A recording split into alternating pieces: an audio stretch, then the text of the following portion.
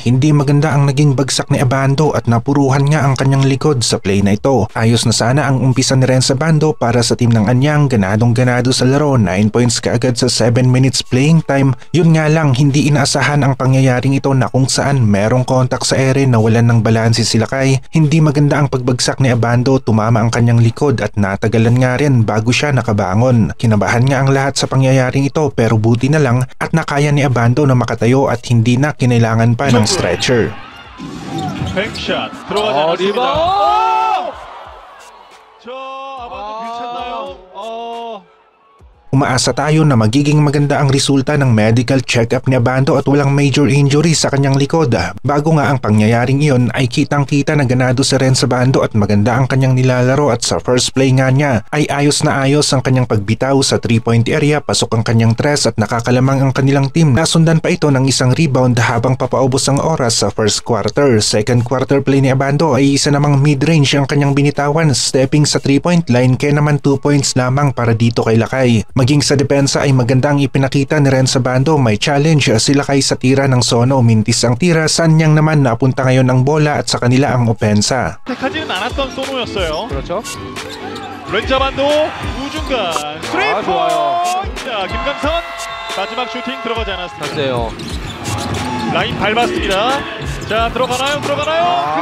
Sa play naman na ito, isang magandang follow-up ang ginawa ni Abando, mintis ang tira, nakuha ni Abando ang rebound plus putback. Challenge na naman nila kay sa depensa, mintis ang tira ng Sono at talagang hinahabol ni Abando ang mga tira ng kanilang kalaban sa 3-point area. Kitang-kita na ganadong-ganado nga siyang maglaro sa game na ito. Sumunod na play, drive si Abando papasok sa loob ng paint o sa baseline. Lumusot sa depensa, bilis ng opensa nila kay pasok ang layup. 렌즈 아반도 베이스라인 돌파, 골밑 득점 성공. Kita natin na maganda ang laro nila kay sa umpisa at pwedeng nagtuloy-tuloy nga kung hindi nga lang ito na outbalance at namali ang bagsak. Dito nga uminit rin sila kay kasi napatid siya at nasubsob. Kitang-kita sa replay na hindi normal ang extension ng paa ng player ng Sono Sky Gunners at mukhang sinasadya nga rin ng Sono player ang pagsipa sa direksyon ni Abando kaya nga rin napasubsob itong si Abando. Tama naman ang tawag ng referee, offensive foul, bola ng Anyang at nina Abando. Nagkainitan nga ang player ng Sono at itong si Abando at sagutan nga lang sila ng konti. Naiintindihan natin ang player ng Sono Sky Gunners, may frustration na rin dahil sa mga oras na iyon ay hindi nga maganda ang kanyang nilalaro. Dito na nga nangyari yung hindi inaasahan, mas lalong uminit ang laro ni Lakay. Ang taas ng talon, pwedeng idadakdak pa nga sana ni Abando ang bola. Yun nga lang ay dikitan sila ng player ng Sono Sky Gunners sa ere at nakita rin natin na mukhang may konting tulak yung import ng Sono dito sa likod ni Abando sa kanyang paa na nagpaiba naman ng trajectory ni Lakay. Maliwanag na kay Abando ang bola, yun nga lang madumi rin ang import ng Sono Sky Gunners. Hindi na siya kailangan na humawak o itulak itong si Abando dahil sa laki ng mama na ito, konting bangga lang niya ay merong pwersa na. Tinignan natin ng mabuti at ng ilang beses ang video at maliban sa sabayan sa ere ay mukhang ang import talaga ng Sono ang kumapit nga dito kay Abando. Tahimik lahat ang mga tao sa venue pagbagsak nila kay halatang masama talaga ang bagsak ni Abando at merong impact na narinig pero buti na lang at nakaya pa nila kay na maglakad papalabas ng playing court.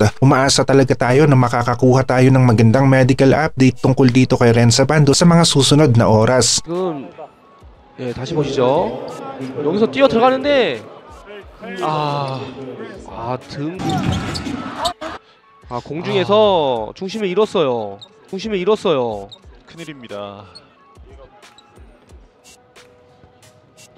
Naging bida naman si Alex Cabagnot para sa team ng Sono Sky Gunners dahil na rin sa mahigit 4 minutes ang natitirang oras natin sa third quarter ay naging sunod-sunod ang magagandang play nito. Sa eksenang ito, isang magandang assist ang kanyang nagawa, nakakahabol na ang team ng Sono Sky Gunners. Nasundan pa nga ito ng isang magandang layup at dito nga pumutok ang laro ni Cabagnot last 4 minutes ng third quarter. 카바노 바운패스 오누아쿠 골밑 득점. 림을 향해 돌진합니다. 득점 성공. Mintis ang tira ni Cabagnot sa play na ito pero nakuha niya ang rebound. Set sila ngayon ng opensa, binalik dito kay Cabagnot, nakita niya ang kakampi niya sa loob ng paint, pasa ang bola plus 2 points para sa team ng Sono Sky Gunners. Rebound at assist pa nga ang nagawa ni Cabagnot sa play na ito. Isang mahabang assist ang nagawa ni Cabagnot sa play na ito. Nakita niya na maganda ang pwesto ng kanyang kakampi, bigay kaagad ang bola, tira ng tres, assist na naman para dito kay Kabagi. 선언됐습니다.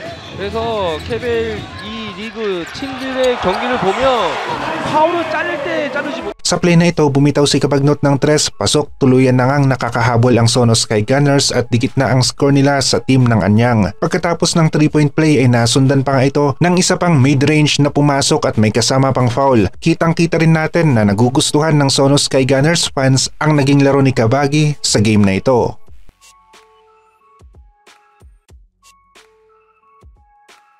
리바운드. 자, 루즈볼 따냈어요. 다시 안양 정관장은 리바운드가 제일 약점이에요. 이거 오늘 보세요. 득점. 리바운드를 잡지 못하.